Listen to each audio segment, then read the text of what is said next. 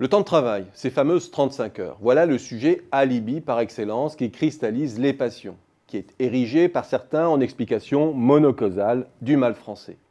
Quand d'autres rappellent que des pays comme l'Allemagne ou les Pays-Bas ne travaillent pas plus que nous sans pour autant être pénalisés. Je ne m'appesantis pas ici sur tous les problèmes de mesure. Le fait que ce n'est pas la même chose dans une économie de travailler 35 heures en règle générale ou de travailler 35 heures avec une très forte dispersion autour de la moyenne, avec une combinaison de durée longue ou courte adaptée aux besoins des entreprises. Je me dois quand même de mentionner le niveau de productivité horaire élevé des Français, qui laisse suspecter que nous travaillons sûrement un peu plus que déclaré dans les enquêtes. Je me dois aussi de signaler la grande variabilité des résultats selon que l'on mesure la durée sur une semaine, sur un an, en y intégrant les différentes formes de congés, ou sur la vie entière, en y intégrant les temps d'inactivité et de chômage. Je signale enfin toutes les dérogations qui sont déjà négociables dans le cadre français et dont finalement peu d'entreprises saisissent l'opportunité. Tout cela suffit à prendre conscience que le sujet est déjà éminemment complexe à la base. Et comme si cela ne suffisait pas, voilà que la mutation numérique porte la dernière estocade à ce concept de durée du travail.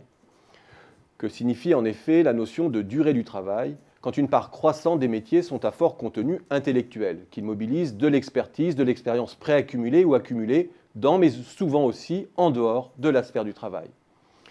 Que signifie en effet la notion de durée du travail quand dans une économie de projet, c'est le résultat qui donne la mesure d'une prestation beaucoup plus que la quantité de temps qui lui est consacré. Un travail mécanique, automatisé, peut être organisé, formalisé et adossé à des résultats prévisibles. Les heures de cerveau d'œuvre ne répondent pas au même déterminisme. Ils relèvent d'une organisation et de rythme propre à chaque individu. Il est très artificiel de vouloir les insérer dans des limites horaires prédéfinies et contrôlées ou même contrôlables.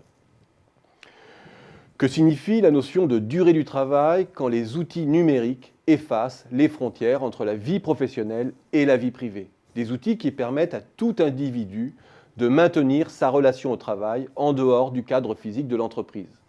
Des outils qui permettent réciproquement d'acheter à toute heure et en tout lieu, de communiquer en permanence, de surveiller sa santé, dans un flux continu d'émotions dont on ne sait plus si elles relèvent de la sphère du travail ou de l'intimité. Que signifie enfin la durée du travail quand avec l'auto-entrepreneuriat, mais surtout avec les différentes formes de travail collaboratif, gratuit ou payant, la multi-activité gagne chaque jour du terrain.